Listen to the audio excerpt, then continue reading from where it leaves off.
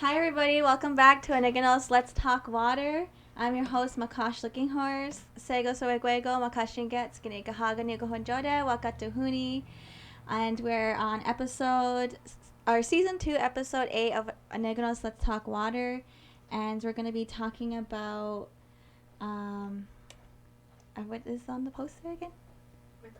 Mental wellness and mental health and tools and teaching from our Haudenosaunee knowledge keepers and Māori knowledge keepers also. And that's going to be an exciting episode. What we're going to be talking about, it's on the slide now.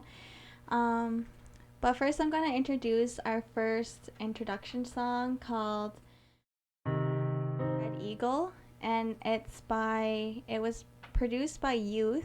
So, and it's very... it's kind of a hard music video to watch, so if it's going to be too hard for you or very triggering, you can skip it, and it's going to be around 6 minutes? 7 minutes. So if you feel like it might be triggering for you, and it's you can skip it and you can come back in 6 minutes. So here's the video. Still. Police sprayed Standing Rock demonstrators with tear gas and water cannons. Analysis of CDC data from 1999 to 2014 shows Native Americans are 3.1 times more likely to be killed by police than white Americans. For the past 20 years, this group of Native Americans have been rallying for the name and logo of the team to change. The Chief Wahoo is the tribe! That's our logo! So the heck with those haters!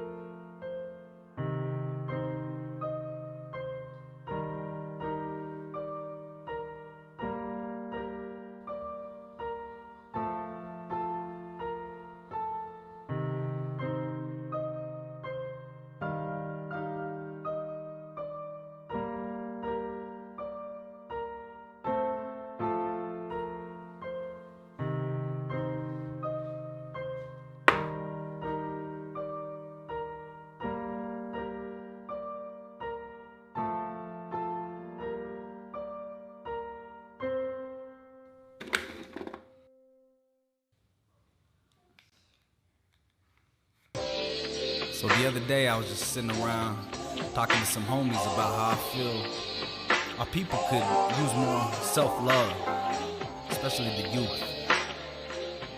Anyways, here's some medicine. Pass me that notebook, bro. Yo.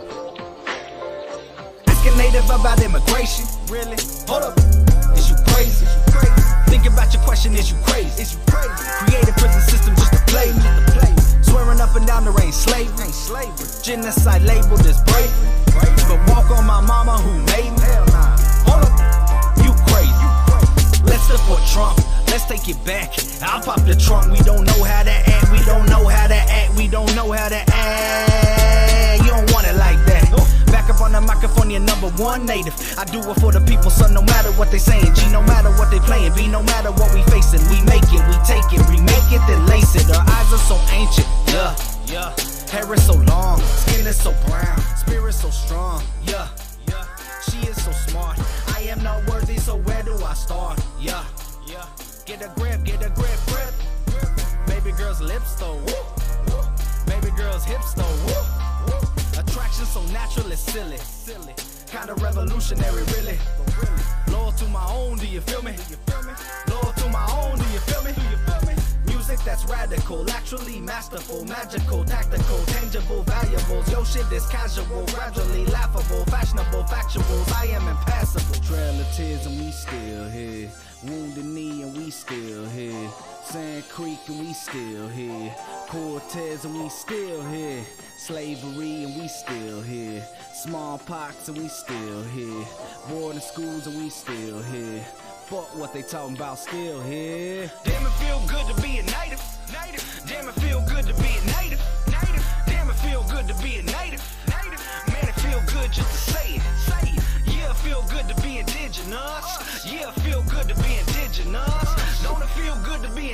indigenous. Damn, it feel good, man, I'm feeling us. Yeah. You know that feeling? When you got your fresh Adidas on and your braids hella long, plus your game mad strong, and there's a powwow later on. You know that feeling? When the smell of fibers in the air and everybody's there and your old snag keep looking at you stink, but you don't even really care. You know that feeling? When your friend almost snagged their cousin and your family's kinda rugged and fridge full of commodity cheese, but you wouldn't trade it for nothing. You know that feeling? Ceremony at the end of the day, crawling out that lodge like you and the baby's the same. Looking up at the stars, glad you got your end in ways. I know that feeling. I'm in the position of fishing for individuals, feeling the mission of finding solutions outside of the system. In addition, demolition of politicians who put us in this condition. Listen, this is post-apocalyptic scripture. If the revolution pops tomorrow, but I get shot tonight, I come back from the afterlife and still stand with you. That's real. Red Eagle still the best, just chill. I don't really care how you feel. All my real natives know the deal, Keep living. Look at what your ancestors giving.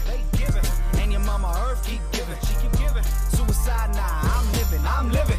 Trail of tears and we still here. Wounded Niyo, we still here. Sand Creek, we still here. Cortez, and we still here. Slavery, and we still here. Smallpox, and we still here.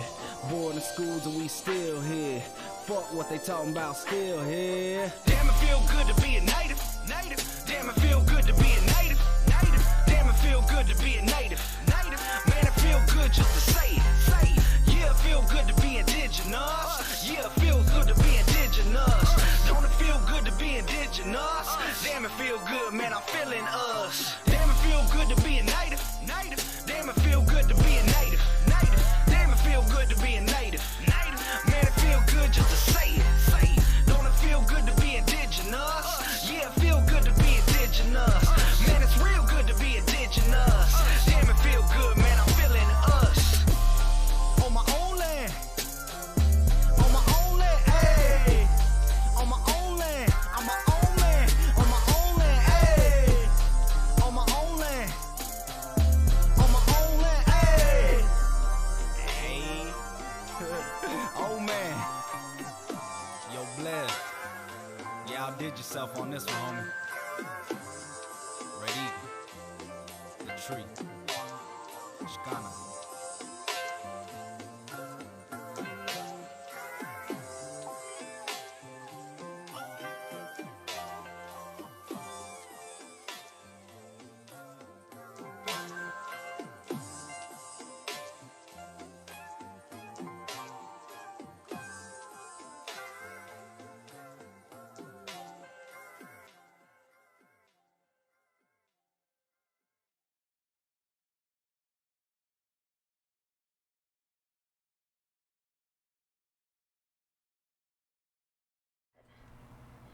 Sego, welcome back. I know that video might be a little bit hard, but it was produced by youth and they want to show what they go through in an everyday, what it is like for them in their reality on different reserves, and they want their story to be told. So I think it's a really good story, really good video to show about how our different areas of in different reserves, how Indigenous youth everyday reality is, and how serious the suicide crisis is on different reserves, and different tools that we can talk about today that can help our youth.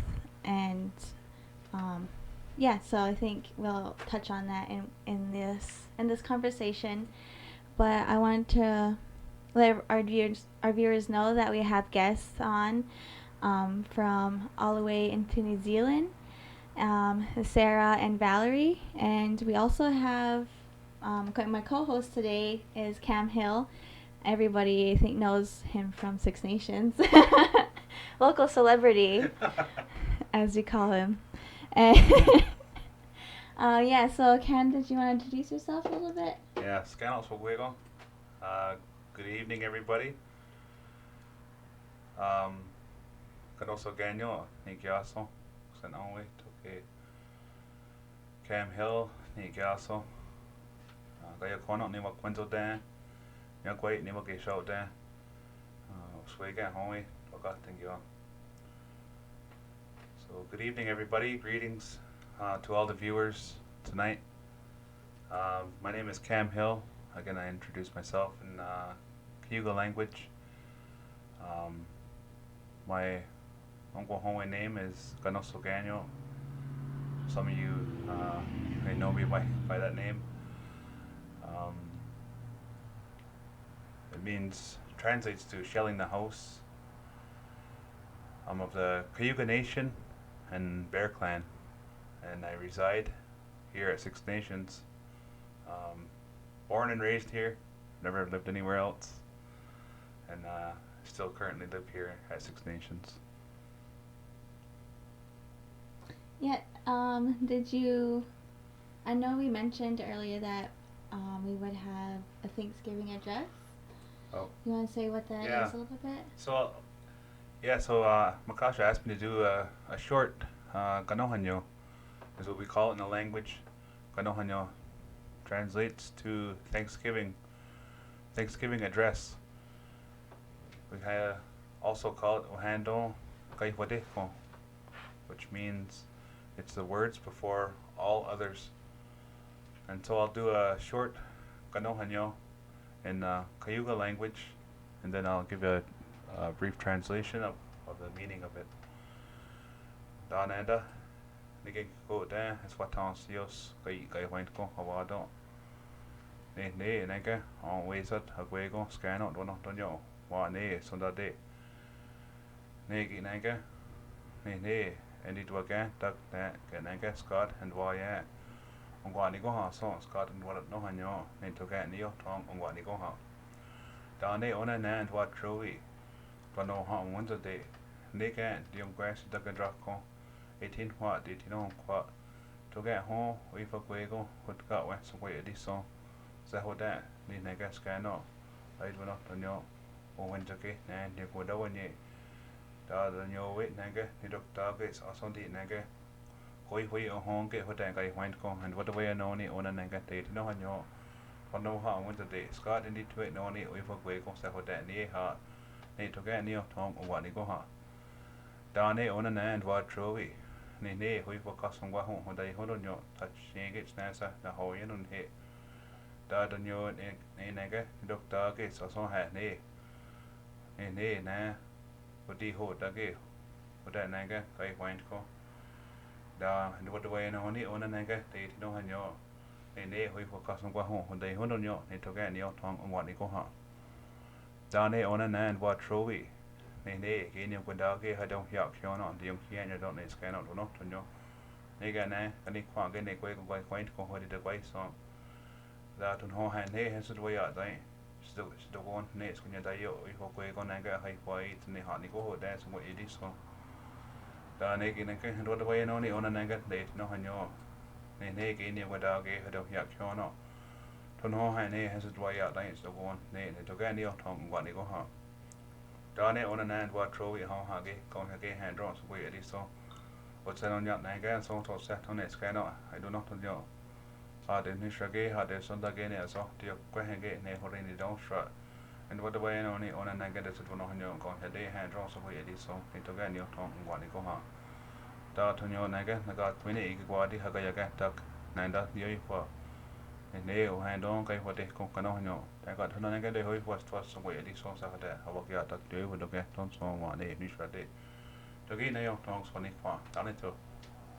Now for that, Cam, do you want to maybe translate a little bit of what you had said? Sure. So explain a little bit about the ganohanyo and the translation of the words that I've spoken.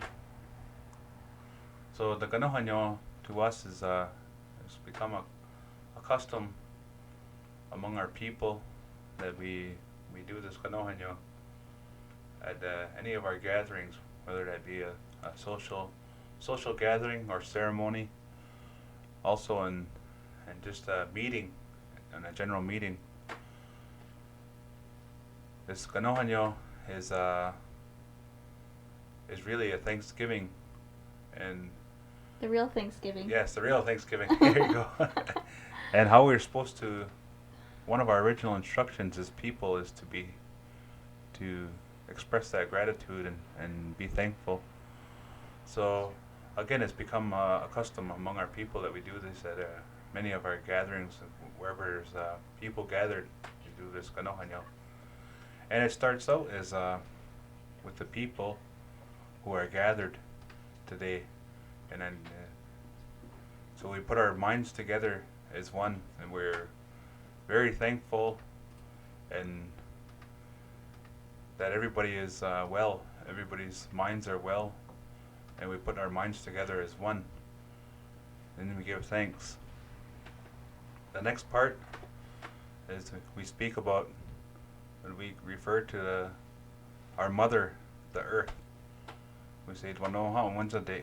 That means Mother Earth, and all that she provides for us is where we rest our feet. This is the first place where we step and rest our feet on her back. And so everything is already placed here. Everything's already been placed here on this earth, and it's for our enjoyment, I guess. And so we are to give thanks and express that gratitude all the time for everything that's on this earth, and everything that we need to survive as people has already been placed here. So we utilize it, and we be respectful, and we express that thanks to everything that's on the earth. Usually when this is done in ceremony or in social, it's a longer version of this Thanksgiving. And so they would break it down into each part. But how I did it this evening is I wrapped everything together, everything that's on earth, and I put it together, and I give thanks together as one. But I'll translate. So the first one is the medicine plants, and I explained that medicine plants are very important, because from there we can draw our wellness, our well-being, and they have names, each of these medicine plants, and we have people who are able to identify these medicine plants, and so we give thanks for them, we greet them, and we express gratitude and thanks to them. The next one is the trees. We call them Haudeonsaunee, and these are the standing forests. And so there's many different trees that are growing along. Some of them are small, the small whips, all the way up to the larger trees. They have a leader among these trees. We call it Koata. It's a maple tree. And so from there is also medicine for our people. It's these maple trees. So we, at a certain point, and throughout the year, when the stirring winds begin to change, this is when new sap will flow in these trees, Whātua. So we greet them and give thanks to them, and then we move on to the next part, which is the hanging fruit, the hanging berries. Their leader is the strawberry, and again, certain time throughout the year, we're able to the first strawberry to come on, or first fruit to come on, is the first berry is the strawberry. So the strawberry is the leader of all the hanging fruit, or the hanging berries. So we greet the berries and we give thanks for all of them. The next part is the animals. We say Niyo in our language. So we start with the little animals, all the small animals, and all the way up to the big animals. There are many different animals, and their leader is the deer, what we call days. So the deer is the leader of all the animals, and so we greet, and then we also give thanks for that, because right now we're in a season when we're able to, what we call we're able to knock down the big-bodied animals, And from there, that's where our sustenance will come from, our meals for our families. So we're able to provide for our families by knocking down the deer. So right now we're in this part of the country, I guess we're in that deer hunting season. So we give thanks to them, and we give thanks and we express that gratitude. We greet the animals. The next one is the birds also, and they also have a leader, which you call hgwatrae, the eagle. And so, but we give thanks to all the birds, even the smallest birds to the largest birds. And they say that these birds have songs also that can pick up the minds of the people. And when these small songbirds sing, that it can pick up your mind and rejoice, I guess, rejoice your mind and make you feel happy. So we greet all the birds and we give thanks for them also. The next part is Haudeonsaunee, in which we give thanks for the Haudeonsaunee, which is the water. So there's many different bodies of water, and from the oceans to the lakes, the rivers and the streams, even the wells and the ponds of water. We give thanks for each and every one of them. Also the springs of water in the earth. We give thanks for all of that.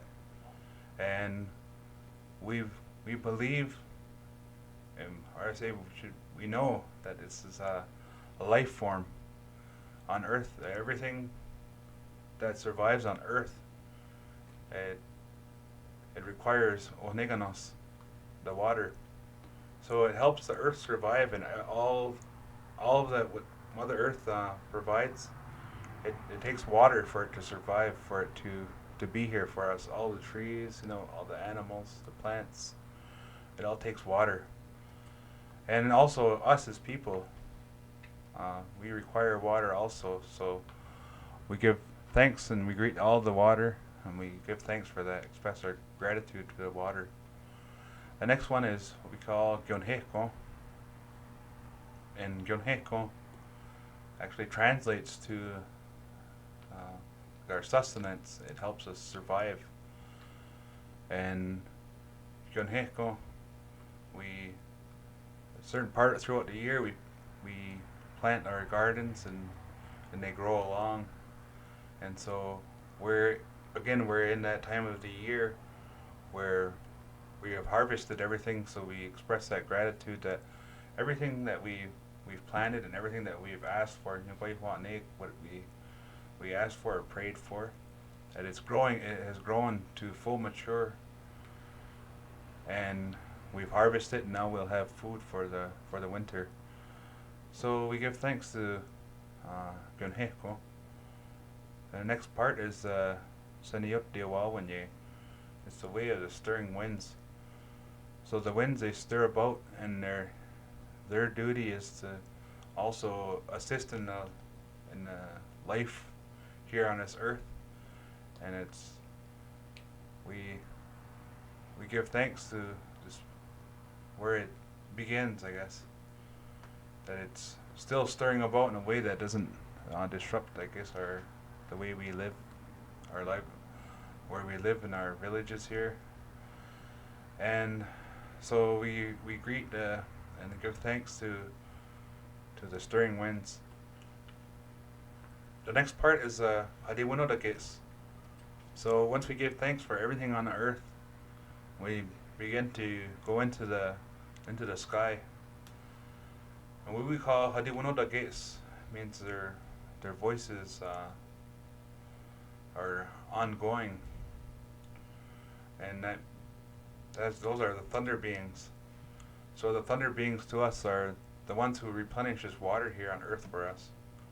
They bring water. That's one of their main duties, so that we always have new water here. And so some say that they even cycle the water in a motion, that they take water and also bring water here to earth. so that again, so that life form can happen here on Earth, so that we can survive. We can always have water. So we give thanks to the thunder beings, so that they're still upholding their duty as appointed by a creator, that they bring water here to us on Earth. And so we greet them and we give thanks to them. The next is the sun. So the sun, we call him Hoskeenge Tagoa Sidwacha de Sidwanohomqua. It means the sun is a great warrior. He's our, we refer to him as our elder brother. And all these relationships are part of our, again, they come from our cosmology, our existence in of this world. And so our elder brother, the sun, he provides the light of day, and also the warmth.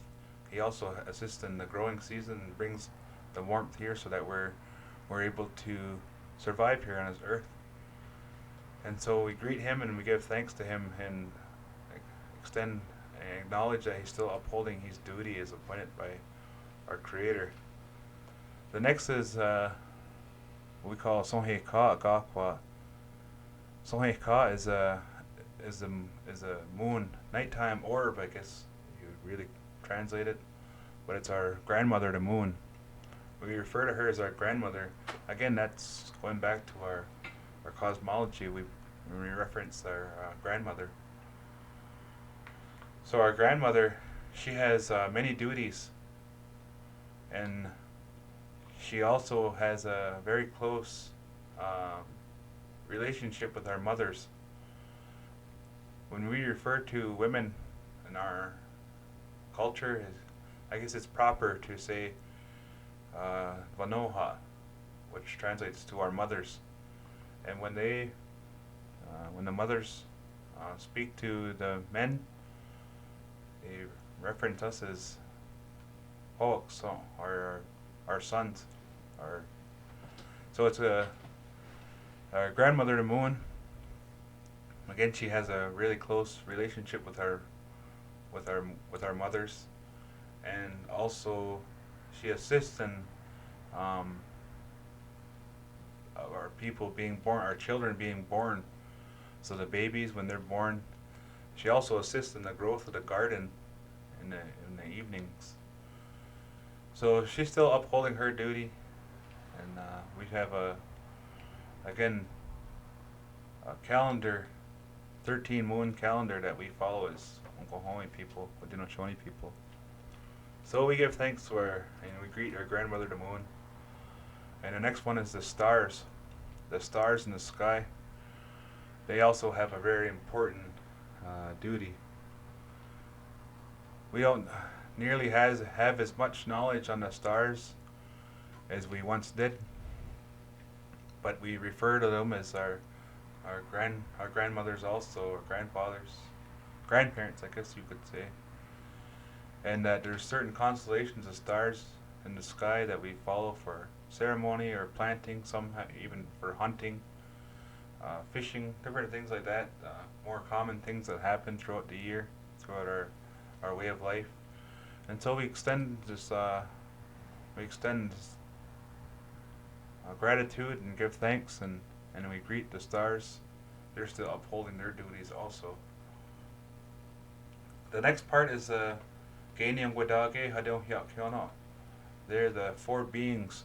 They help, we call them guardian beings. They're the ones who protect our minds.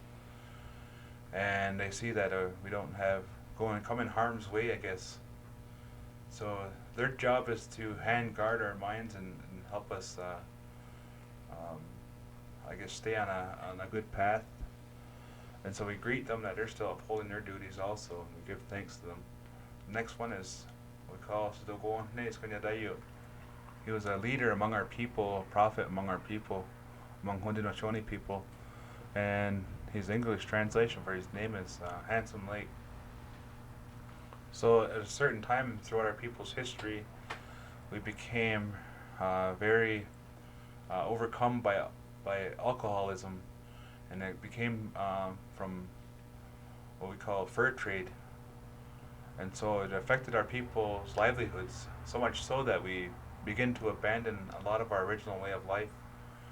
And so our Creator, he sent down a message through this man and through visions that this is how we could preserve our way of life and how our ceremonies could continue, and how to survive, I guess, in the new world among these the settlers. And so how we were able to continue that way of life and reinforce who we are as Ngāti people. So we give thanks to who's once a leader among our people, and we greet him and give thanks that we're still continuing on this way of life. And lastly, our Creator, which we call S2E8, it translates to He created our bodies. And so He still shows us compassion as people on earth, and still shows us love as people. And we're still expressing that gratitude and living that way of life that was intended for our people. And so we greet Him and give thanks to Him, our Creator. And so I explained also that maybe it was a short version that I did, but for it not to bother anyone's minds, that this is a short version. So that's just a short, again, another short translation of what the gwano means. And again, this is a foundation, really how our people are supposed to be. As I mentioned, like it really is like one of our original instructions to be that way, to always extend that gratitude and to be thankful. It's really important. They teach this gwano in the schools, in the immersion schools here on Six Nations. So a lot of our immersion schools, they do this every morning, gwano. And right now our kids are on Zoom, like a lot of, everybody's on these Zoom classes and things like that. And my son, he's in grade 1. And I really admire that his teachers, they do that gwano with them, and they read it first, and then the students, they all pronounce the words in the language, in the Cayuga language.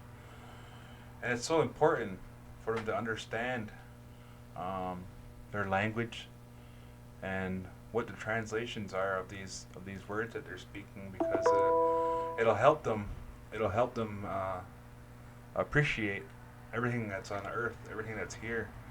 They'll be respectful, and they'll have a good foundation of identity of who they are as Ngāti people.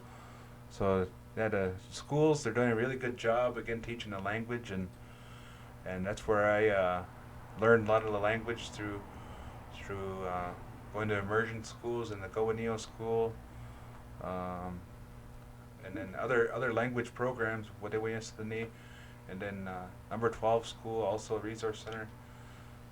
I'm always so thankful for having those opportunities to have been exposed to my culture and to my language, and I think it's really important. It's a really important thing. I think it really does help in that. Our topic we're talking about here tonight, I guess, mental health. And I think it's really important. It's a really important piece to help deal with that, and to understand it a little more. Yeah, now I can for that. And that's what we're supposed to that's what we're supposed to say every single morning. So that's what we're supposed to be thankful for basically everything that is outside, and that gives us life, and that is living outside. So that's how we're supposed to start off every morning, and set our minds into a thankful way. And that's basically what all of our traditional, or that's what our ceremonies are basically all about, is just giving thanks. Giving thanks to the thunders, giving thanks, or harvest, like basically everything he said, from the trees, the sap, that's all our ceremonies are, is dancing and singing songs and giving thanks to each of those spirits, basically. That's what they are, living things outside that give us life. And yeah, I want to thank you, and I see a lot of parallels, a lot of similarities, because I did go to New Zealand for 2 whole weeks, and it was probably one of my best experiences in my entire life. And one of my best trips was going to New Zealand for 2 weeks because we got to travel to different communities, and we got to sleep in different maraes. So it was really an extraordinary experience because because each community sang their songs to us, and we then had to sing our songs back. And it was my mom did that, and a bunch of different students from McMaster did independent studies, and I went along and did was a cultural person basically, and I taught them the different songs that we replied back when we would go to a different community and go into a community's marae. They would sing their songs to us, and then we would sing back to them with our Haudenosaunee songs. More so Akwesasne women's songs, because that's all I knew. Not nothing too special or fancy or anything. But yeah, so it was really a good experience, and I noticed different, we are really similar in a lot of ways, and we even sometimes looked alike. And I think that I can see that in different places that I go. I always find one person that looks just like someone who's back home, wherever I go. Yeah, well, no matter where you travel. Yeah. So yeah, there was a bunch of times that happened, and it was a really cool experience. We went on to Waka. We were hosted by different communities, like I said. So we traveled for basically the 2 whole weeks from 6 a.m. till dusk. Going to different places, and that was during Standing Rock, so they knew that me and my brother Cody were there, and we're Chief Orville Looking Horse's children, so they were like, we want to support Standing Rock, so we went and talked about our different struggles within our different communities that we all share. Yeah, so that's why I'm super excited for our guests here, Sarah and Valerie. So I'll introduce them really quickly. Sarah and Valerie have worked in the mental health field for 10 years. For 10 years and 20 years. Sarah grew up in a small town where her grandmother had a great influence in planting and reawakening her indigenous seed. She spent many years learning the native tongue and traditional knowledge. She uses Maori language and knowledge as a medicine to reconnect Maori to their lands, mountains, waters, and family. Valerie works, Valerie worked in district health boards, public health organizations, health boards, non-government organizations, university, and regional planning. Valerie has also clinical masters in nursing and development in a national framework for mental health nursing supervision. Valerie also continued to provide mentoring and supervision for Maori clinicians? What's that word? Don't ask me, I can barely read it. Clinicians, possibly. Undergraduate and postgraduate nursing students. Valerie is you're gonna have to, I think, say that word. Puahakahale. Okay, workforce, innovation, training, and education with Tiru Ora.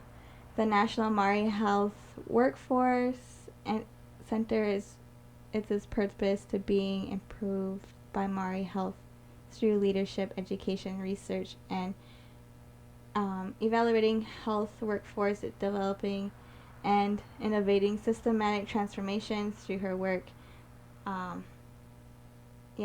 Basically helping your well-being. Yeah, we have. I think we have a lot to. I think we have a lot to learn, and I think that's what part of the conversations will be. A lot to learn from each other, and what it would look like, what this would look like here in Six Nations, and what are things that we can implement or what is possible in Six Nations. And I think there's a lot of change that can happen in Six Nations regarding or infusing traditional knowledge and well-being in the infrastructure of like infrastructure, giving it a place and recognizing traditional knowledge as valid as Western knowledge, and I think that is valid here, but we just have to have the proper resources and stuff like that. Yeah, so hi Valerie, and hi Valerie and Sarah. Tahi e mihi kawatuana kia koutou. Koutou e pohiritia mai kia maiwa. Koutou e karangahia mai kia maiwa. Kia tai, kia koutou i tēnei warangi. Kai te noho maiwa ki te poho o tō tātou marae a rangi tū huahua. Kai roto anō ia whanganui. No reira, ko maiwa tēnā i tō tātou nei, i tō mātou nei reo e mihi atu ana kia koutou. So, kia ora. Yes, I'm Sarah. Just acknowledgements to you all for the invitation for Valerie and I to come and answer some questions, have what we call as a wānanga space, share a space to conversate. At the moment, we're in a beautiful place, Whanganui, inside one of our wharenui, inside one of our ancestral homes, Rangitahuahua, because we're on the road at the moment. So I originate from, I was brought up in the beautiful place called Taupo Nui Aotea, or the Big Lakers here in the North Island. But my tupuna or my ancestors originate from the Kaipara Harbour. I originate from up the north end of the North Island, up Ngā Puhi, and then in the middle of the North Island from a beautiful place by the name of Raglan, the top of the South Island, and then my dad originates from the Isle of Man, which is obviously nowhere in New Zealand. So it's really nice to be here today. Tēnā tātou katoa. Kia ora mai korua, kia ora koutou, ngā mihi mahana kia koutou katoa. Yeah, once again, it's wonderful to be invited to be part of this and to be part of your space. It's the first time I've done a Zoom podcast wānanga, and this kind of not live. So yeah, aroha mai to the listeners. Yeah, I'm Valerie Williams. Yeah, my whānau originate from the Mahi Peninsula, which in New Zealand is on the east coast, and it's the top of the Hawke's Bay. My whānau travel up from there as well to the Tairāwhiti. So our people are Ngai Tāmanu Hiri there, our people at Mahi are Rongomaiwahine, our people in the lower Hawke's Bay or just outside of Te Mahia are Rākai Pāka and Ngāti Kahungunu ki Whiro. I grew up between Mahia and Napier, which is further down the Hawke's Bay.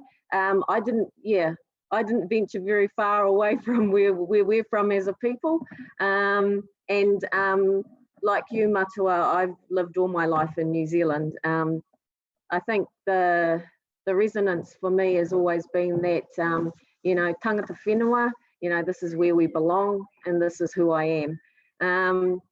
Yeah, so yeah, Māori ora, it's really good to be here and to be able to kōrero. And you have to bear with us because we cross between reo Māori, so our traditional our tongue, and English a lot. So if you don't know if we are unconscious about that, you just need to let us know, what does that even mean, Valerie? Oh. Okay, Just to okay, we'll let you know. So sometimes it's unconscious and we just start talking and then next minute you don't even know what we're talking about. I don't mind. Sorry. No problem. Oh, yeah, we'll let you know. Cam might do that too. Yeah, I think we do that sometimes too. We do something similar, you know, talking English, then someone will add in Cayuga or Mohawk. We don't even notice sometimes. Yeah, flat out. Absolutely. Yeah, so thank yous for coming. I'm so happy. We had Tina Nata, who is also on our show, and we're happy to have our people really take to New Zealand, and I think we have a great relationship there. Even in Standing Rock, New Zealand and Haudenosaunee were really had a good relationship out there too, and we're really great, strong allies to each other. And even though we're across the world, basically, I think we have a lot of similarities. How do you yeah, so I guess we can start. Did you have any kind of PowerPoint or any images that you want to start off with? So you've got our PowerPoint? Yep, we do. Yeah. Cool. So if you can play that would be with the first slide, please. Okay. Okay, so we have the first slide up. I don't think you'll be able to see it, but we have it up on the screen. Oh, okay. So you will see it. Okay. Great.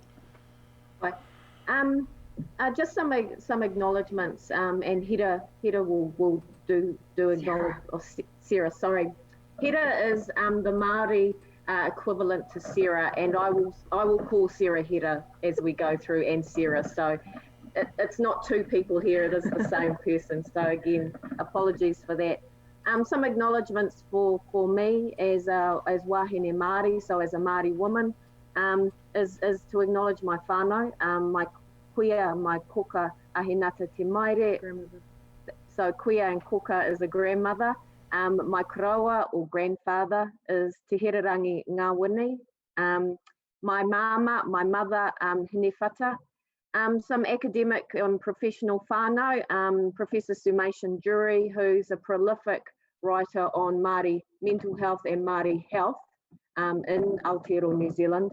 Dr. Manuka Henare, who some of the kōrero that I'll do is shaped by his work.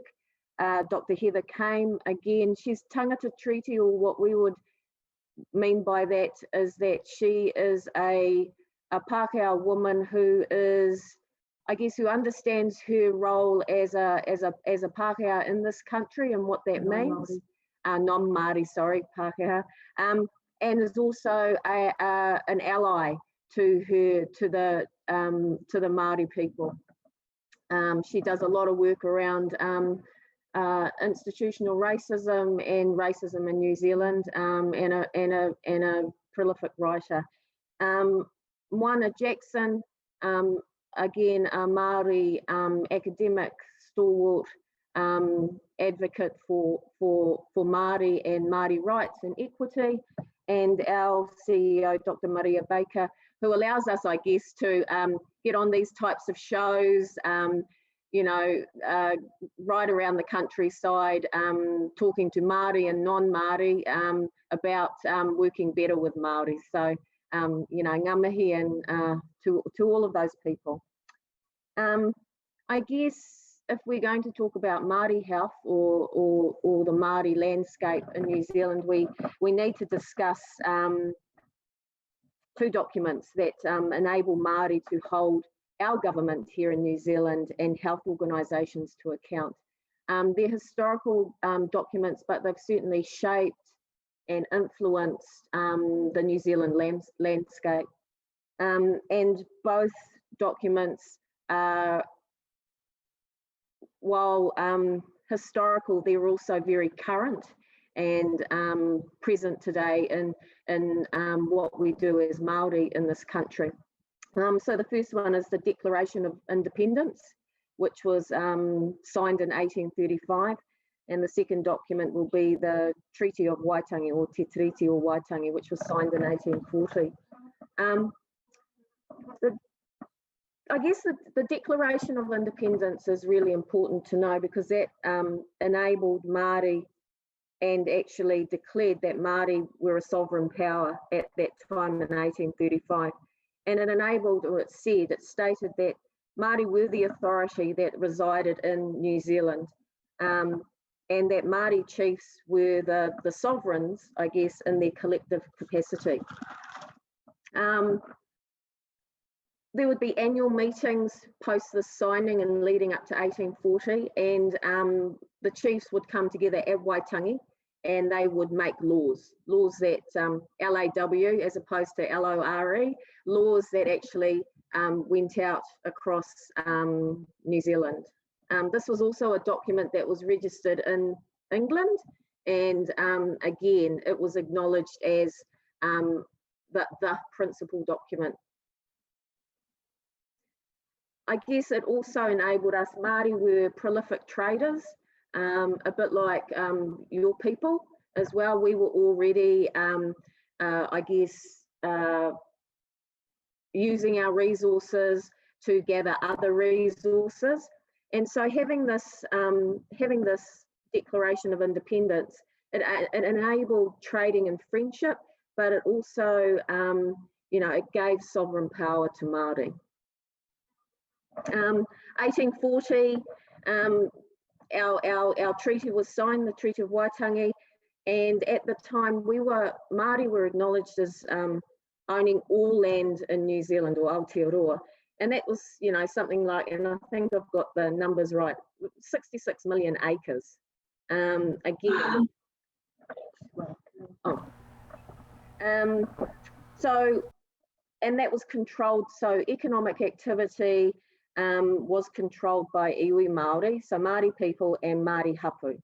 There were a few Pākehā living here, non-Māori living here in Aotearoa, New Zealand, but they were mainly isolated, and most of them were probably in the far north, or around, the top of the North Island, around what we know as Russell today, or Kororareka at the time. The treaty travelled around the country. There were actually 9 documents. The original document has disappeared, and not all, but a lot of, most of the North Island hapu and iwi, the chiefs or the representatives of those places, signed the treaty. I think Te Arawa was that comes to mind, one iwi that didn't sign, and in the South Island, I don't believe Ngāi Tahu ever signed as well. So again, but predominantly, yes, it was a treaty that was signed. Is there in the next slide? I think it's a green. It's got the treaty. If we go to the next, cool. So this is the outline of Te Treaty, and this is the I suppose the Māori context to it.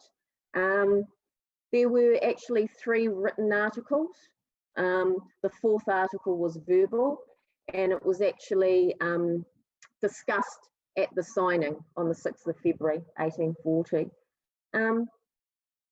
What we know is that there is,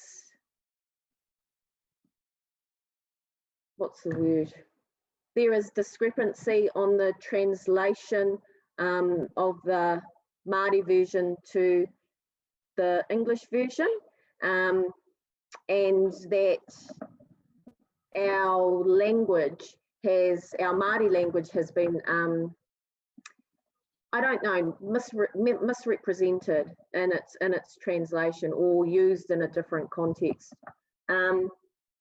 What we know is that when we use the term kawanatanga, so that's the Article 1, that Māori did not cede their sovereignty to non-Māori, that non-Māori were able to govern, but they were able to govern with an obligation to protect all things Māori. So in that, we don't see that we ceded our sovereignty. The second article is tino rangatiratanga, so that Māori would maintain and have all authority over all things Māori. It also enabled Māori, if they chose to negotiate the sale of their land, their own land. And Article 3, which is really important, I think, from a health point of view, is that enabled oretetanga, or what we would say is equality. And I'd probably take that forward a bit. It's that article that, from a health perspective, that we can utilise to hold our government to account around equity in health, or equality in health. As we know, Māori health statistics, like a lot of other Indigenous populations, are very poor in a country where, you know, not so long ago, we were the kaitiaki and the owners of 66 million acres. So again, this treaty is very important in regards to Māori and our ability to negotiate, or our ability to make demands and to hold our government to account. It affirms our sovereignty as Māori, but again, you know, I think a lot of people, some people in our country, see it as a Māori document, as opposed to, no, it's a all people's document with two parties, Māori and non-Māori. And so while it affirms our sovereignty, it also enables non-Māori to live here. And I think sometimes that gets forgotten in the debates that we have about the treaty. Yeah, next slide, please.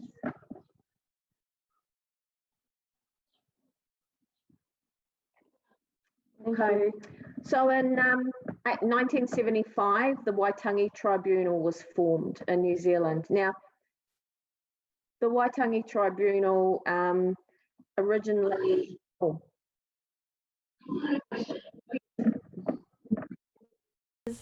A question from an audience member asked if our health is a result of loss of our lands. Do you want to yeah, okay. We had a comment about that. If we look at autonomy, if we look at what has happened historically, we lost our land. If we think about whenua as being our whenua land as being the means of our production. So if we don't have the means of production, if we don't have the resource, and the resource is the land, then how can we actually have good health? If the land is what sustains us, if we do not have that, if we do not have access to that, how can we envisage well-being? I think also there's a difference on how Māori view land ownership and a Western view of ownership. We consider ourselves kaitiaki, which is it's a different concept of working or being part of the land. It's like kaitiaki is like I suppose the best English word would be a guardianship, but we don't own it. We're an occupier of it because we respect that it's actually Papa Tuanuku, which is our Earth Mother. And this is why we could never own it, because we come from her, we are her, we're a part of it. So our place with our whenua or our land is that stance. It's not a place of direct ownership because she's our mother. it's a place of guardianship, a place that we look after her, and then she looks after us. Again, it's that. Oh yeah, it's so similar to a lot of our culture here at Six Nations.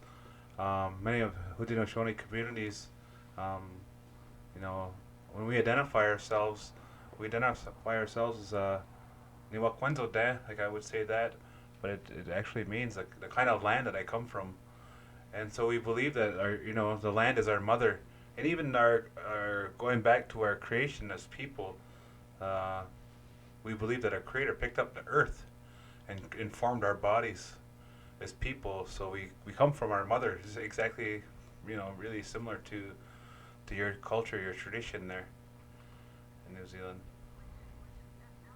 Is that we come from Papa Tuanuku, so we were actually created by her son Tane Mahuta, who went to his mother because he wanted a mate, and she sent him to a place called Kurawaka, and Kurawaka was a place where she would menstruate, is the area where Papa Tuanuku would menstruate, and it's actually a red clay. Kurawaka is a red clay, and that is where Tane Mahuta fashioned our first woman, who's Hene e ahumai te one, the woman that was born or that came from the earth.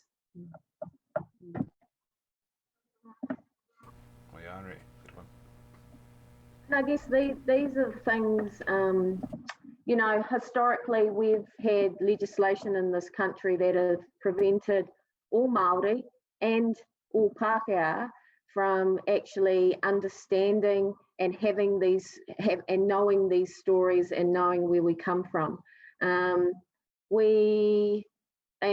Getting back to the Waitangi Tribunal, it's only recently in 1985 that the tribunal has actually been able to look back at historical grievances. When it was first formed in 1975, it could only look from 1975 forward, which for us, the damage had already been done through successive governments. And again, not unlike what your Six Nations people, the First Nation, Indigenous people throughout the world have experienced at the hands of settler governments colonising legislation. So again,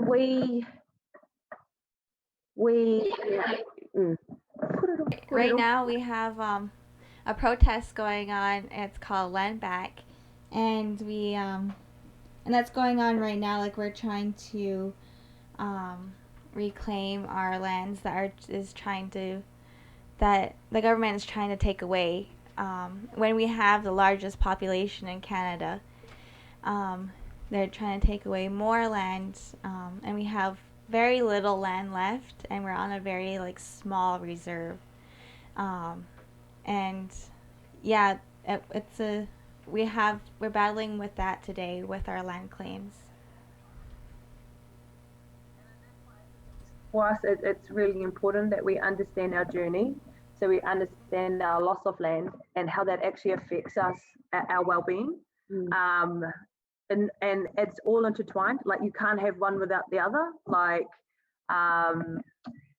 Because this has happened to us as an Indigenous people across the world, this is why we are the top of all the negative stats. And because of our beliefs and the way that from what I understand, all Indigenous people have the same, there's similarities with our beliefs with Earth Mother, Sky Father, and our respect that we have for her and for him, and the things that they both give for us and that we give back to them. So if we're going to look for, kind of a beginning place of understanding, then we really need to understand that the loss of land has, to non-Indigenous, it may just seem like an occupation. This is where I can put a house and this is a monetary thing. But to us, the Indigenous people, it is so much more than that. It is so much more. We are so connected. We come from her. We come from him. And so I suppose it's no surprise that we're in the state that we are across the world. But the thing that always gets me is it's the fact that it's Indigenous people across the world. It's not just Māori. It's not just Six Nations. You know, you look at the Indigenous population, the people from that land, from whom the people come from, that land, we're all in the similar boat. And I think we, as a language exercise, like we talk about loss, actually loss means that something went away, or we lost it, like a penny or a something, you know. But what we do know here in New Zealand, and we have timelines to show us, that there has been legislation put together by successive governments that enabled that process to happen. It's stolen. So again, we had, our sovereignty was deliberately taken away from us. And, you know, again, this is about us understanding our whakapapa, or where we've come from. And again, here in Aotearoa, New Zealand, you know, all New Zealanders haven't been privileged with actually understanding about what shapes us and why we're here today.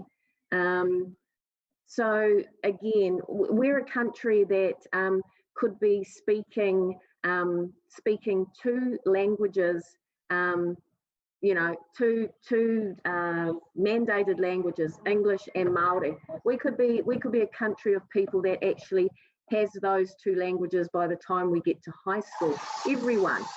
But legislation has not supported that. You know, there could be many New Zealanders that by the time they leave high school could be speaking 4 or 5 languages. But again, legislation has been instrumental in disabling that. Next slide. Next slide. And if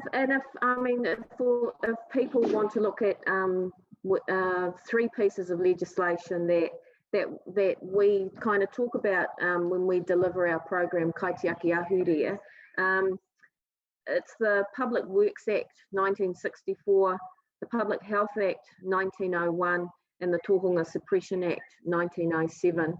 The Tohunga Suppression Act, I guess, has done a lot of damage in regard to Māori having knowledge around rongoa, having translate that. So the Tohunga Suppression Act was put in place so our elders could no longer use their knowledge. So our elders could no longer use our Indigenous knowledge to do healing. Our elders could no longer use the Indigenous knowledge to do growing, to do anything that was actually Indigenous to us. So there was actually legislation put in place to say that you cannot practice traditional massage, you cannot practice making up your own medicines, all of those kinds of things, which we call rongoa. So rongoa is all of those healing facets, all of those healing abilities. And so all of that, so that knowledge with that legislation, that actual Indigenous traditional knowledge also went when the experts or the tohunga in those areas went as well. So we lost a lot, or that was taken from us as well. Yeah. It was here. Yeah, a lot of similar policies here, and things that our people have experienced. You know, policies put in place to, you know, assimilate people, assimilate our people. As far as, you know, you lose your language, lose your culture. You know, really just.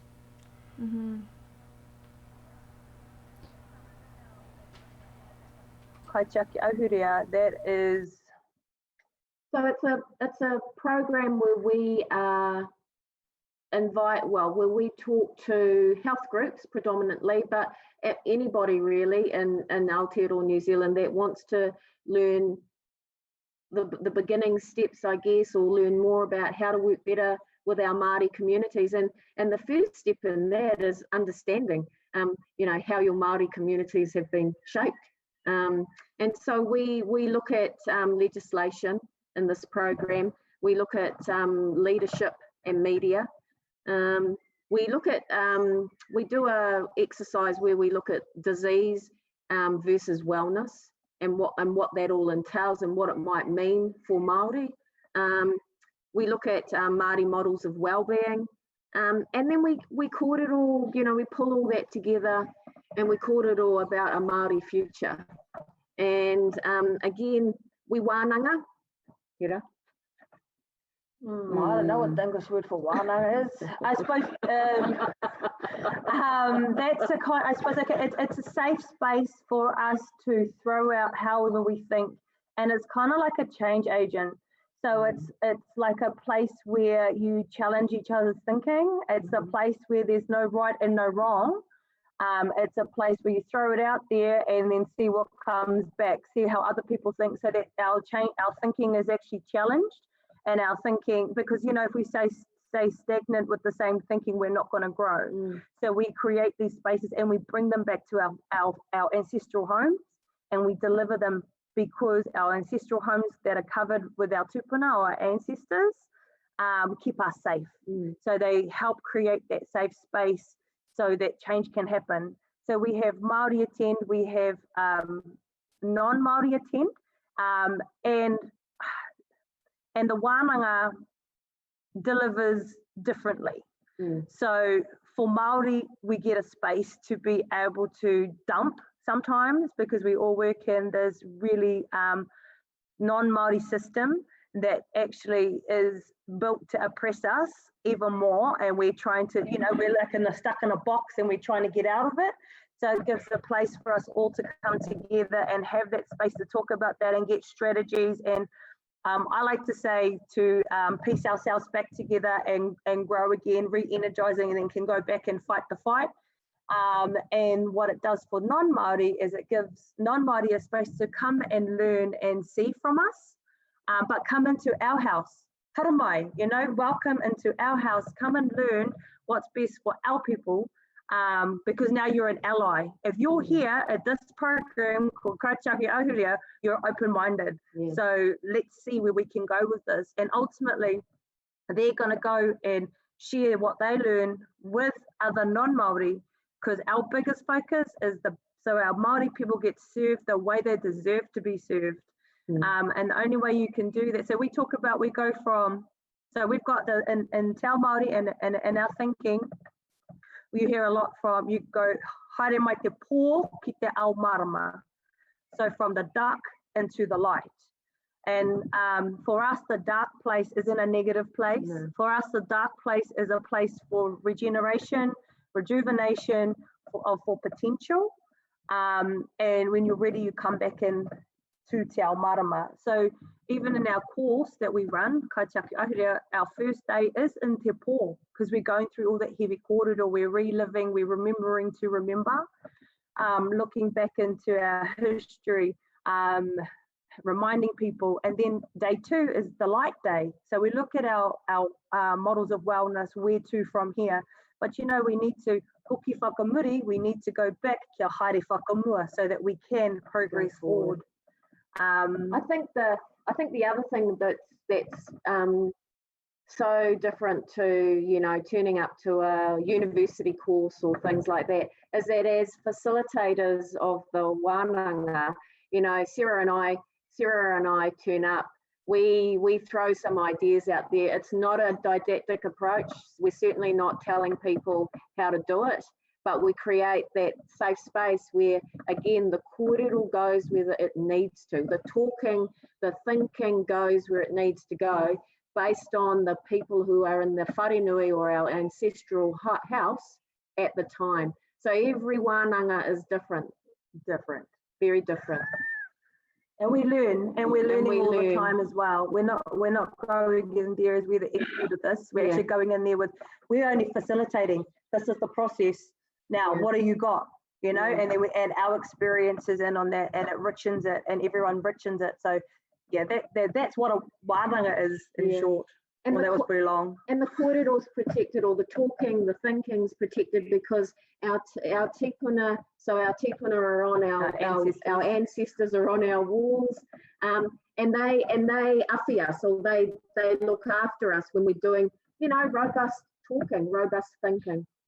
Sometimes, you know, we're not going to agree, but we leave the wānanga intact. Yeah, we leave as a whole person. We're not ripped to shreds. Yeah. Yeah. Okay, next slide.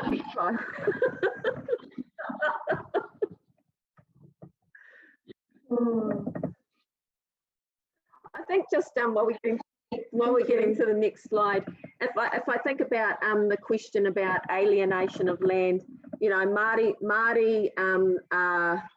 you know, it's alienation of land, you know, alienation of language, you know, colonial legislation.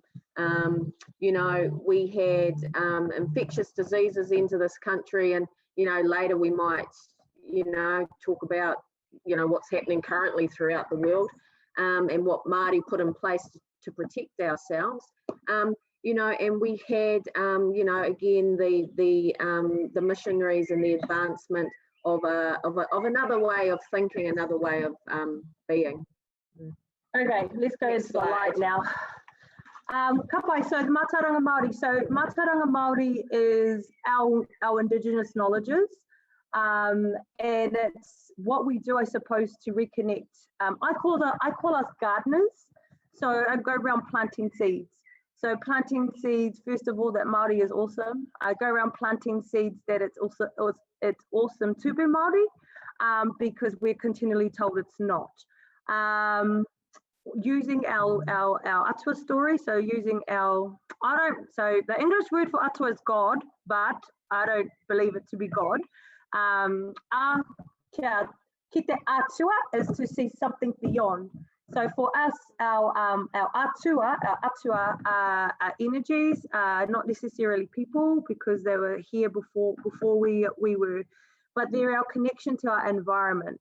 Right, so we've got an Atua of the forest, which is Tāne Mahuta, who also created our first woman, our first wahine. We've got Atua of the winds, which is Tāwhiri Mātia. We've got Atua of the moana, which is Tangaroa, and his wahine counterpart or female counterpart is Hene Moana. We believe that we are of both male and female energies, and that we're of both Atua and human in energies, tangata. So we're of ira atua and ira tangata, which makes us miraculous, awesome beings. We're more than simply fabulous. Yeah. But then that again explains why we're so connected to our lands, connected to our environment, and why it's so important. When our environment's called the taiao, and why it's so important that when we're out of balance, when we're not balanced, then finding what resonates. So when we're not balanced, for me personally, I go into the forest, or I go to the water, because it rebalances me because of that relationship that I have and a yearning to be with either Tāne or Tangaroa, depending on which is closest.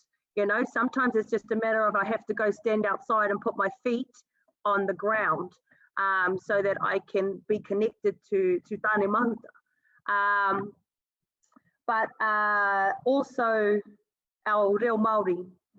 So we nearly lost our language in the early 80s. Actually, it was about, I think it's 75. Katarina Mataira and Ngoi Pewhairangi saw that there was a decline. There's a huge decline, and there's other people, but these are the people that I know that influenced me. And they saw there was a decline in our language. People weren't knowing it, so they actually went over to Fiji to learn the silent method, which we call the silent method, and there they learned Fijian actually in like 3 months. So they brought that silent method back, and it was turned into a method called Te Aotearoa. And Te Aotearoa then started to educate adults like myself, I'm a second language learner, and how to speak a native tongue. Around that time was also our kohanga reo movement started in the early 80s with Whātua down in Wellington was the first kohanga reo. So kohanga reo literally means is the nesting nest that the babies are in, you know, and you're a bird and you've got to feed the bird. So that's a kohanga. That's a kohanga. And the reo was the language. So that's hence the kohanga reo. And then from that progressed into what we call the Kurakapuka Māori, which is our primary level school,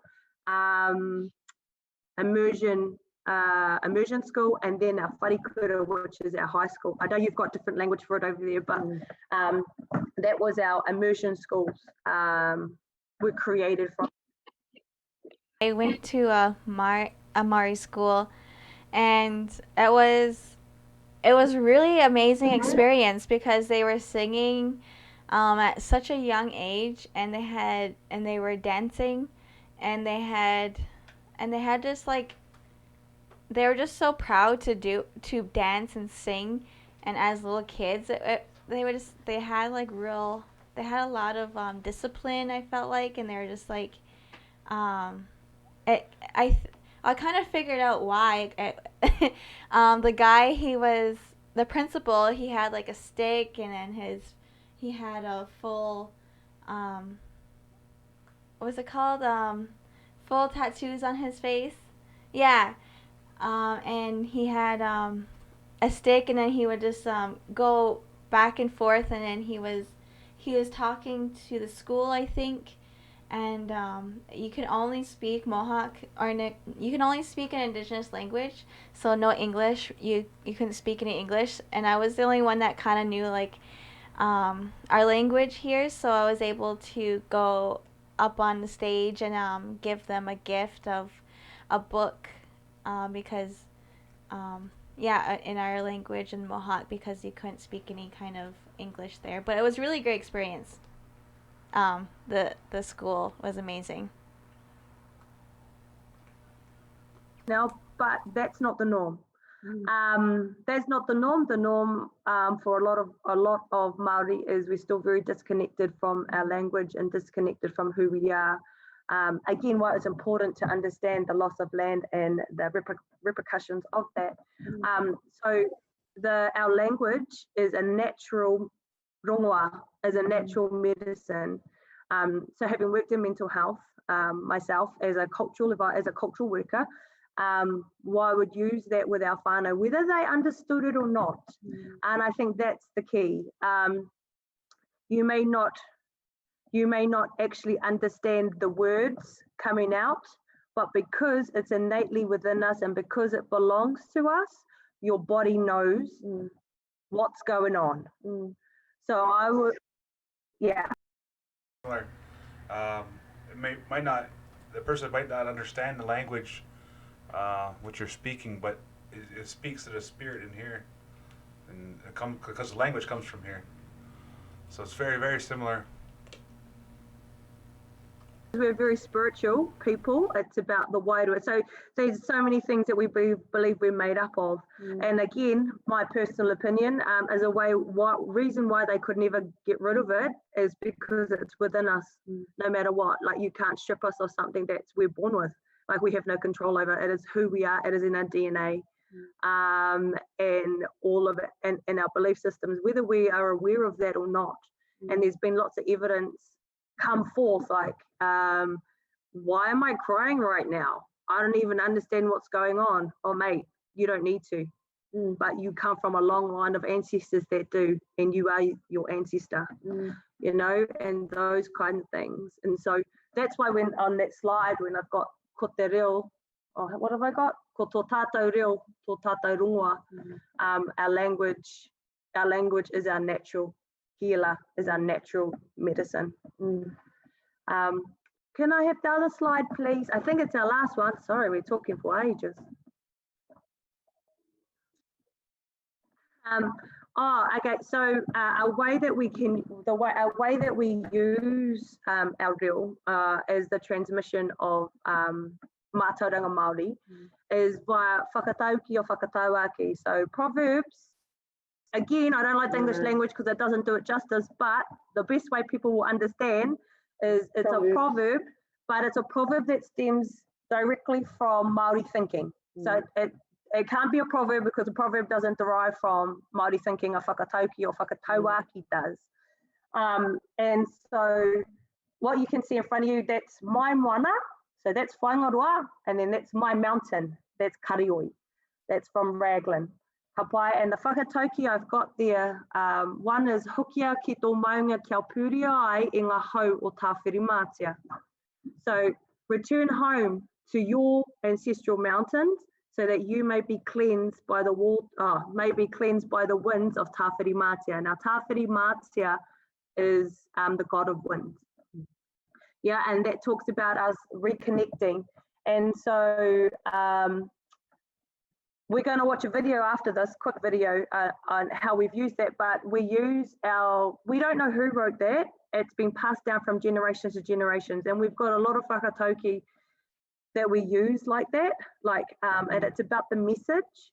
So when we're working with whānau, and also when we're working with clients, I don't like that word either, sorry, but people, when we're working with our whānau, with our family, and trying to unpack what's going on or trying to plant these seeds, we use things like our whakatauki that have been around for generations and even new ones to be able to see where you're thinking, to unpack it, to reconnect, because these messages, our ancestors left us and they've been left for us and they're still relevant today. Like, you know, how important is it for you to be able to go back to wherever you call home so that you can replenish, because the big bad world is killing you off right now. Like, you know, because we all get there, that's human, that's the human side of us. But then let's go back to our atua side, which is our environment, to where we're connected, to replenish, to rejuvenate, and to get out there again. I have a rites of passage down here, and we send our youth. It's a 4-year commitment, and you stay in the wilderness, in the bushes, by yourself with no food or water for the amount of time, whatever year you're at. So it goes for 4 years. So your first year you go out for 1 day, second year 2 days, third year 3 days, and all the way up to 4 days, no food and water, by yourself, and that's when you are graduated and you turn into an adult. But yeah, I can understand, because I went through that, and going through ohologo, or fasting by yourself in the wilderness bushes with the creation outside. It's exactly that, and I think that's why it's so important for youth to go through that, and go through that in your adolescence, so you know, so you are connected, and that you have that mindset going into adulthood. And that's something that is really important, I think, that we are still reviving, and it comes in different variations of rites of passage. Rites of passages can be in different forms, but that's one form, is fasting with no food or water outside. And I think that just cleanses you, cleanses your spirit, and cleanses your body on all different types of levels, is healthy for you, and being outside by yourself with no electronics, like nothing, just yourself and the trees and the grass and the ground and everything. Reclaiming what is ours and what we do as Indigenous people, and actually making a stand, because our practices and our belief systems were learnt by others or taken by others and tried to be used against us. And I think once we acknowledge that and we take back ownership of our language, our beliefs, our taonga, our gifts that have been passed down from generation to generation, that makes us all the more stronger. We have a bit of a laugh, you know, because sometimes we do laugh a bit. Where, I mean, you know, we know that we as Indigenous people, we were likened to flora and fauna, as opposed, we weren't seen as human. We were likened to, you know, the grasses, the flowers, the trees, and that, you know, we weren't human. But in my world, I think to myself, well, that's great. You know, if I can prove that, if they're telling me that I'm from Papatuanuku, then that's great. I will be flora and fauna. I don't care. You know, I descend from greatness. Thank you very much. Well, great. And so we were just to quickly finish off, because I can at the time, but we're going to play a video, and just a quick touch that we came up with. So when COVID hit, so obviously COVID has smashed the whole world, right? When COVID hit us, we wanted to come up with our own responses. Well, she told me I had to. She's actually my boss, just saying. But we wanted to come up with our own messaging, because all the messaging, it all comes from a negative space, like not a what we consider to be an oranga or a well-being space. And so there was a couple of us who made a few like short clip videos, but using our whakatauki, so using that particular whakatauki that I used today for encouragement, but being real about it too, because it wasn't easy. Like, you know, and our lockdown, considering your lockdown has been a lot, like, you know, we've been in a lot shorter period of time than our whānau overseas. You know, and that's the truth, and there's lots to do with that.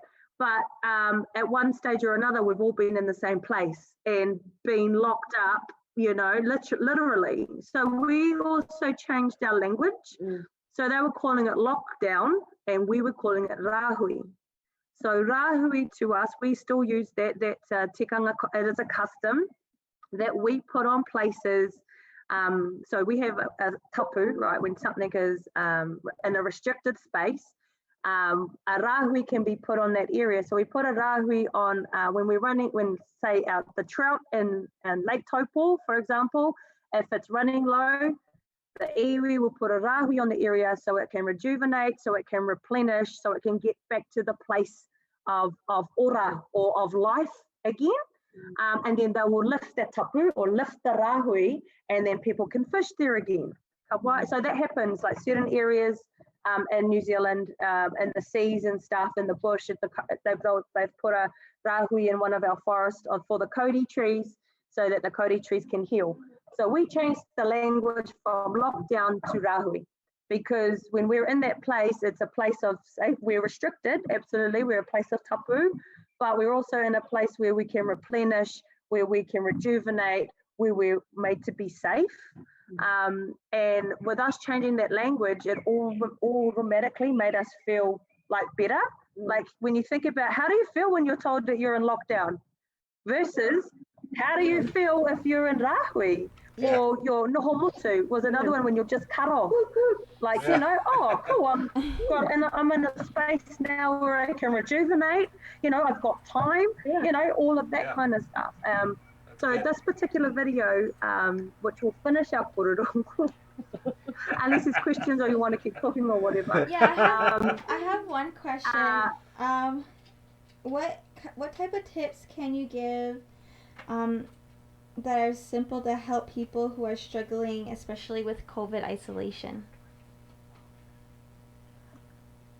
So I don't know what your landscapes are like, but the easiest is to reconnect with the land. So you can walk outside your front door and find, again, I don't know what your landscape is like, but here we can walk outside our front door and put our feet, even if it's on the smallest patch of grass, even if it's to go and hug a tree. Like literally, I hug trees. And I'm okay with that. I'm okay with hugging those trees because of the energy that I get from that. So again, when you watch this video, it's about a reconnecting and how do you reconnect. I don't know your landscape, and I know we've probably got more, you know, land and stuff that we can do that kind of stuff with, but trying to find a place where you can reconnect with the environment. I think also remembering that, I mean, when we think about our tipuna, you know, our tipuna ancestors, they led a predetermined life. They had purpose, a sense of purpose. They were aspirational. Like, we wouldn't have made it to Aotearoa, New Zealand, if nobody wanted to get in a few waka and start rowing. You know, I mean, they made this decision. Like from on the other side of the world. Yeah. Like, let's be honest. And if we look at Dr. Manuka Henare's stories, you know, he says about us in Māori, you know, he says that, you know, we were, you know, out of Africa, made in Taiwan. You know, that's how far we've traversed to get here to Aotearoa, New Zealand. So, you know, and again, it's that sense of, look at it, you know, go back to, as Sarah's been saying, go back to what we know, what we feel. Yeah. You know, what can you do? What makes you centered? What grounds you? Yeah. And it may not even be that, but whatever grounds you, you know, to make you feel free again. Like your kōrero matua, Cam, your kōrero, is it available? You know, is it available to your people, that even in this kind of forum where somebody could get on the internet, if that's available to them and they can click it up, you know? Our schools and our kuras here, they were, you know, making sure that kids were staying connected. Yes, it took a bit of time, but, you know, that was, you know, classroom work, all that type of thing was being put through, you know, TV channels and things like that. Yeah, and we, again, again, that sense of purpose, I think it's really, really important, especially for us as Indigenous people. Yeah. Yeah. I remember, you know, just some of the things that elders would say, you know, the children would be outside playing in the dirt and playing in the mud, you know, clothes covered head to toe in dirt, and the, you know, elders would say, just, you know, let them play, you know, just let them play in there, don't bother them. And again, like, for kids to be outside, I think it's another great thing is, you know, I've seen a lot more kids outside, outdoors, you know, and it's really important, because like you're saying, you know, like, you get outside and reconnect. Yeah, there has been, for us, for me, I can only speak for myself, there has been some beauty that's come from COVID. There has been some beauty with having to go home and live with my parents again after 18 years. That beauty didn't last that long, but there was some beauty in there. You'll see that on the video. You'll see that on the video. But you know, there is some light that come from. But again, our context is we're out of it, like, you know what I mean. So our context is different from your context, and we acknowledge and we understand that completely. So, you know, our experience is very different. Because of we are at the moment, but then we're a lot smaller, so a lot easier to contain our little country than your huge one. And is free of COVID. Right? Wow. No. well, it is. It's 90%.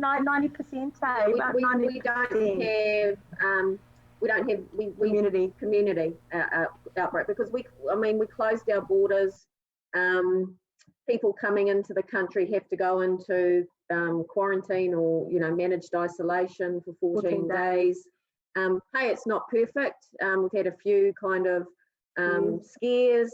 Our government has taken a stance on elimination. Again, they're different to a lot of governments. They've been committed to that. They've been able to isolate, I guess. They isolated a region, and the rest of New Zealand was able to, you know, function, but one particular region, and probably the main region for people entering the country, which is Auckland, the Auckland region, was put into, you know, rahui again. Yeah.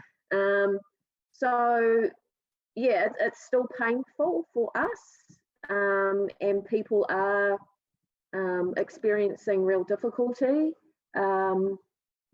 But we, you know, again, it's that for us, or for me, it is that remembering to remember, having purpose, and knowing that I am where I am, and it's the best place in the world to be. Yeah. So if you want to play, can you play the video? Please, can people see the video?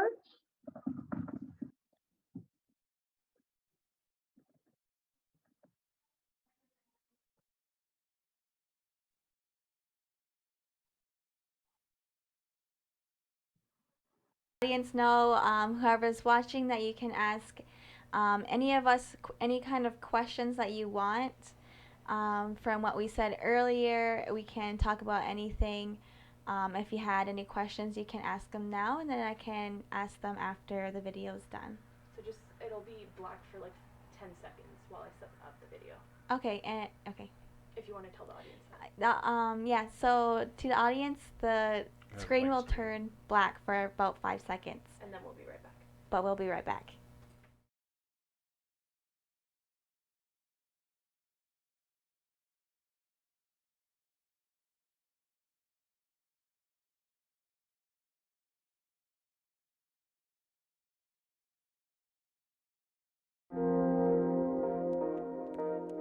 Hokia ki tō maunga, kia puria e ngā hau o tāwhirimātia. That whakatauki talks about returning home to wherever you call home so that you may be cleansed by the winds of tāwhirimātia.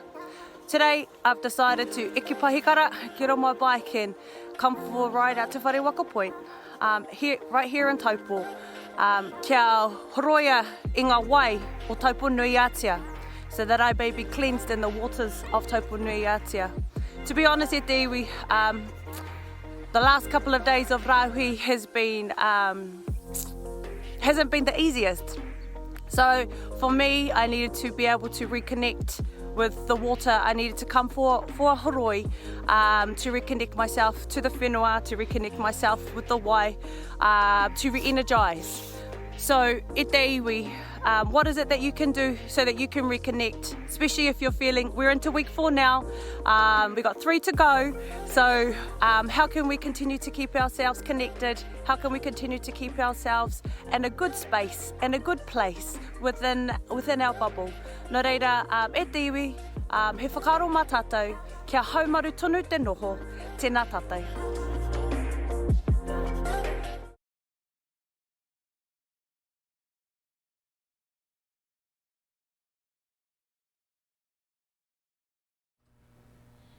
So our guests from New Zealand have to depart because they have to catch a plane, so we don't want to make them miss their plane or anything. So thank you so much. Yes, Nyawe. Yeah, Nyawe, from our community, from our show.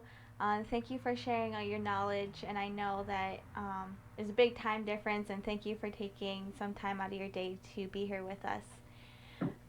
Nyawe, so yeah, if anybody has any questions, you can quickly ask them now before they sign off. Or you can comment and we will get back to you. Yeah, or yeah, you can comment your questions and then we can get back to you. Yeah. Thank you very much for having us. Sorry we've talked a lot, but yeah, it's been cool. Yeah, yeah, and yeah, we always talk. We have a bit of a laugh because as I like to say, Hera gets all the great bits to talk about, and I always have to do the boring stuff, like the legislation and things like that. But again, that's just the balance, I guess. And because she's old and I'm not.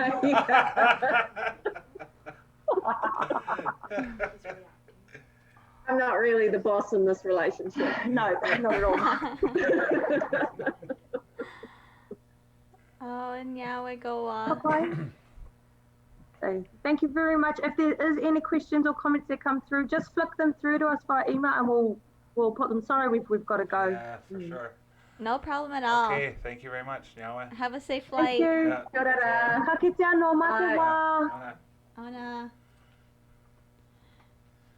Alright, thank you for them coming and thank you for staying this long. I know that we're now at 2 hours, so it goes by very Yeah, that was really quick. Exactly. It was awesome though. Like so many similarities between the cultures. Yeah. Again, the view on you know, a Mother Earth. Mm-hmm. So many things, right? It's so similar. So similar. Even though they're on the other side of the world and it's summer there right now, like they are, our teachings are basically the same. We both come from women in our creation story.